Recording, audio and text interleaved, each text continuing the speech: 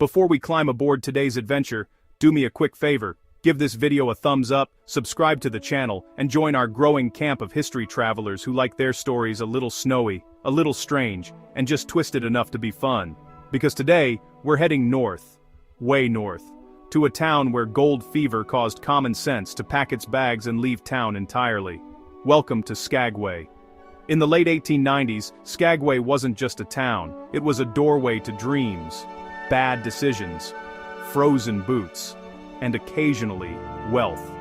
The discovery of gold in Canada's Yukon territory launched the legendary Klondike Gold Rush, and suddenly thousands of hopeful prospectors poured into Alaska believing riches were waiting just over the mountains. Spoiler alert, gold was waiting, comfort was not. Skagway transformed overnight from quiet wilderness into absolute chaos. Imagine muddy streets filled with miners, gamblers, cooks, pack animals, entrepreneurs, and at least 3 people selling guaranteed gold maps drawn 5 minutes earlier. Tents appeared everywhere, prices exploded, coffee cost more than common sense, and everyone believed they were one lucky shovel away from retirement. But there was one problem. Between Skagway and the goldfields stood the terrifying White Pass. Prospectors nicknamed it the Dead Horse Trail, not because of poetry, because horses literally didn't survive the climb. The trail was steep, icy, narrow, and unforgiving. Men hauled nearly a ton of supplies each, required by Canadian law, meaning many stampeders walked the trail dozens of times carrying loads, piece by miserable piece. Gold fever turned ordinary people into mountain climbers with terrible planning skills. Enter one of the greatest engineering ideas ever born from desperation: the White Pass and Yukon Route Railroad. Investors looked at the chaos and said, "You know what this situation needs? A train climbing a cliff." Construction began in 1898, and honestly, it sounded impossible. Workers blasted through solid rock, hung from ropes over cliffs, battled avalanches, and built bridges where nature clearly preferred none exist. It became known as the railway built of gold, not because it was made of gold, but because gold dreams paid for it. Thousands of laborers from around the world arrived, Americans, Canadians, Scandinavians, Italians, all risking life and limb to tame one of the harshest landscapes on Earth. Snowstorms buried camps, tools froze to hands, and somewhere every morning, a foreman probably said, "Good news, today's only slightly dangerous." Meanwhile, Skagway developed a reputation, and not exactly a polite one. Enter the infamous con man Soapy Smith, who basically ran Skagway like a crooked mayor without the paperwork. Soapy and his gang-controlled scams, gambling and confidence tricks so clever that victims sometimes thanked him afterward. He turned gold rush chaos into organized mischief. His reign ended dramatically in a shootout on Skagway's Juneau Wharf, proving that even in twisted history, karma occasionally arrives carrying a revolver. Back on the mountain, railroad construction moved upward at astonishing speed. By 1900, trains were climbing grades so steep, passengers questioned their life choices. The railroad rose nearly 3,000 feet in just 20 miles. Cliffs dropped thousands of feet beside narrow tracks. Passengers stared out windows thinking, this is either genius engineering or the world's most scenic mistake. When the railroad finally opened, it changed everything. No more endless hiking, no more hauling supplies up icy slopes. Instead, passengers boarded comfortable rail cars and rode through glaciers, waterfalls, and towering peaks. What once took weeks of misery became a breathtaking journey, and suddenly, civilization arrived in the mountains. The railroad didn't just carry miners, it carried mail, supplies, tourists, and stories. It connected Alaska and the Yukon like a steel lifeline through wilderness that still felt untamed. And even after the gold rush faded, the railroad survived. Because people realized something important. You didn't need gold to justify coming here. The scenery alone was treasure. Today, visitors arriving by cruise ship step off into Skagway and find a town frozen in time. Boardwalks creak, historic buildings stand proud, and when trains of the White Pass and Yukon route whistle through town, it feels like history just clocked in for work again. Passengers lean out windows, snapping photos while guides tell stories of avalanche survivors, daring engineers and prospectors who packed frying pans but forgot socks. And here's the twisted part. Most stampeders never found gold. Many turned around broke, tired and slightly wiser, but they left behind something greater: legends. The gold rush transformed a remote corner of Alaska into one of the most famous frontier stories ever told. Ride that train today and you'll see waterfalls spilling down cliffs, snowfields glowing under northern skies, and mountains so dramatic they look professionally staged. You realize quickly, the journey was always the real prize. The railroad didn't just conquer geography, it preserved adventure itself. Some say you can still feel the spirit of the gold rush in Skagway. Listen closely, and you might hear echoes of pickaxes, laughter from saloons, or prospectors arguing about whose map was upside down. History here isn't quiet. It rides the rails every day, and honestly, that's why we love twisted history, because behind every heroic story are ordinary humans chasing dreams, making mistakes, and occasionally inventing railroads simply to avoid walking uphill again. Now, if you thought Skagway's story ended when the gold ran out, oh no. That's when things actually got strange. Because when thousands of dreamers suddenly leave town, they don't just disappear, they leave stories behind. And in Skagway, stories tend to linger like fog rolling off the mountains. After the Klondike gold rush slowed, many prospectors realized something uncomfortable. They had survived avalanches, starvation, blizzards, and questionable cooking, only to discover someone else had already claimed the gold. Some stayed anyway, because once Alaska gets into your bones, leaving becomes difficult. Former miners opened shops, packers became tour guides, gamblers became respectable businessmen, which historians still debate. And Skagway transformed from chaos to character. Meanwhile, the mighty White Pass and Yukon Route Railroad kept climbing the mountains daily. No longer hauling desperate miners, it carried supplies, mail, and eventually, tourists. Man stod down on Nenai and then subwines to buys. People arriving not to chase gold, but to chase stories. Passengers stared out train windows as guides pointed toward cliffs and said things like, "Right over there is where 3 miners argued about directions for 2 days." And someone always asked, "Did they find gold?" No, but they invented new ways to complain. The railroad crews themselves became legends. Engineers memorized every curve of the mountain route. Snow fighters battled drifts taller than buildings. Winter storms tried yearly to reclaim the tracks. And every spring, the railroad politely disagreed and reopened anyway. This wasn't just transportation, it was stubborn engineering with steam whistles. Then came the ghost stories. Because every historic town eventually earns them. Old buildings along Broadway Street gained reputations. Lights flickered, footsteps echoed after closing hours. Some locals swear the spirit of Soapy Smith still checks in on the town, possibly making sure nobody runs a better scam than he did. Visitors laugh, until they walk the streets at midnight. Fog rolls in from the harbor. Boardwalks creak. And suddenly Skagway feels less like history and more like memory refusing to fade. The White Pass line added its own legends. Train crews told stories of phantom lanterns appearing along remote sections of track, shapes moving in snowstorms, footprints where no one should be walking. Some claimed they belonged to lost stampeders still heading for gold that never arrived. Or maybe it was just tired railroad workers seeing things after long shifts. Twisted history leaves room for both explanations.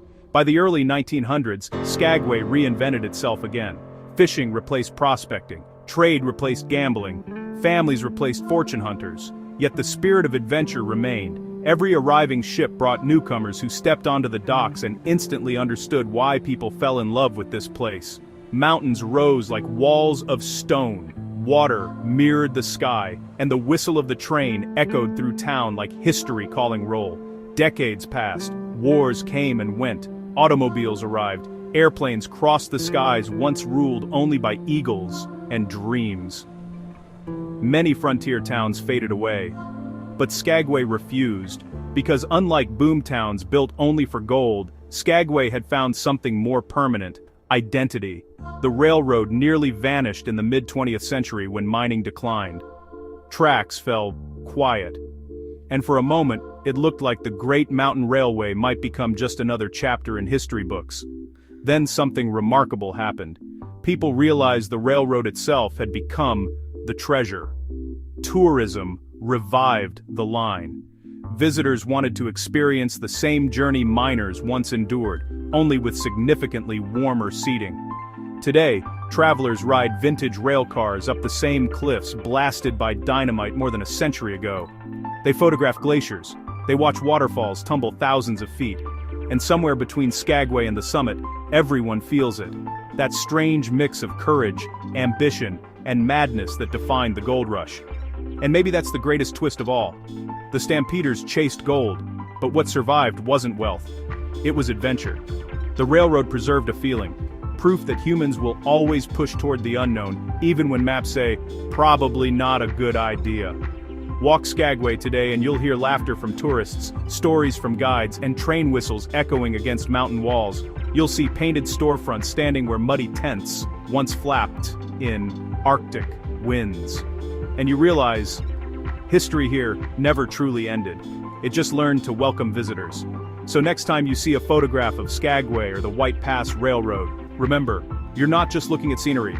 You're looking at thousands of dreams stacked on top of one another. Some successful, some ridiculous, all unforgettable. If you enjoyed part 2 of this twisted journey through Alaska's wild past, go ahead and give this video a thumbs up, subscribe to the channel, and come back next week for more stories where history, humor, and legend ride the rails together. Thank you kindly for watching. Until next time, keep exploring, keep laughing, and remember, sometimes the real gold isn't buried in the ground. It's hidden in the stories that refuse to disappear. Well, partner, if you've made it this far, welcome back to Skagway, a town that refused to fade politely into history, because long after the miners packed up and the gold rush cooled down, something unexpected happened. Skagway didn't die. It reinvented itself again and again. And honestly, it got pretty good at surviving. By the mid-1900s, many frontier towns across Alaska disappeared into silence, but Skagway had one powerful advantage. It already knew how to welcome strangers. For decades, newcomers had arrived, chasing gold. Now a new kind of traveler appeared. Tourists, lots of them. The legendary White Pass and Yukon Route Railroad, once built for desperate prospectors, suddenly found itself carrying visitors armed not with pickaxes, but cameras, binoculars, and snacks. Instead of miners arguing about claims, passengers leaned out windows saying things like, "Look at that waterfall," and "Is this real life?" Cruise ships began arriving in the 1980s and 1990s, gliding into the harbor like floating cities. Thousands of travelers stepped ashore daily, and Skagway welcomed them the same way it welcomed stampeders in 1898, with excitement, stories, and just enough chaos to feel authentic. The difference? Nobody had to haul 1,000 pounds of supplies uphill anymore. Broadway Street transformed into a living museum. Historic storefronts were restored. Wooden sidewalks creaked again under boots and sneakers alike. Guides dressed as prospectors retold tales of the Klondike Gold Rush, occasionally exaggerating details for dramatic effect, which is completely acceptable under twisted history rules. And then there's the funny part. Many visitors arrive expecting a sleepy old town. Instead, they discover energy, laughter, street performers, and locals who can switch effortlessly between historical facts and hilarious storytelling. Because in Skagway, history isn't locked behind glass, it walks beside you. The White Pass train remains the star attraction. Every morning its whistle echoes through town just like it did more than a century ago. Passengers climb aboard vintage railcars and begin the slow ascent into the mountains. The tracks curve along cliffs so steep that first-time riders suddenly become very interested in seatbelts that do not exist. Below, rivers rush through valleys carved by glaciers. Above, peaks disappear into clouds. And somewhere during the ride, everyone understands why miners risked everything to reach the Yukon. Even without gold, the view alone feels priceless. Winter brings another transformation. When cruise ships leave and snow returns, Skagway grows quiet again. Locals reclaim the streets. Northern lights sometimes shimmer overhead, and the town feels closer to its frontier roots. Small, resilient, and deeply connected to nature. This rhythm of busy summers and peaceful winters keeps Skagway balanced between past and present. But here's one of the greatest twists of all. The gold rush didn't truly end, it just changed form. Today's treasure isn't metal pulled from rivers, it's experience, adventure, memory. Visitors come searching for something they can't quite name, and often leave with stories instead of gold nuggets, which honestly weighs less in luggage. Walk the docks at sunset and you'll see cruise ships glowing against mountain silhouettes. Listen carefully, and you might hear laughter drifting across the water. Maybe from travelers, maybe from history itself. Because Skagway seems to enjoy reminding us that human curiosity never really changes. We still travel north. We still chase wonder. We still believe the next bend in the road might reveal something extraordinary. And perhaps that's why the White Pass Railroad still matters. It connects generations, miners, railroad workers, tourists, storytellers, all riding the same path through time. The steel rails don't just cross mountains, they connect dreams. So here we are, more than a century after the first stampeders arrived, and Skagway stands stronger than ever. Not because of gold, not because of luck, but because people kept telling its story. And as long as stories are told, Skagway will never be just history. It will always be an adventure waiting at the end of the tracks. If you enjoyed this 3-part twisted journey through Skagway and the White Pass Railroad, give this video a big thumbs up, subscribe to the channel, and join us next week for another wild ride through history's strangest and most unforgettable places. Thank you kindly for watching. Until next time, keep chasing horizons, keep collecting stories, and remember, sometimes the greatest treasure isn't what people came here to find. It's what they discovered along the way.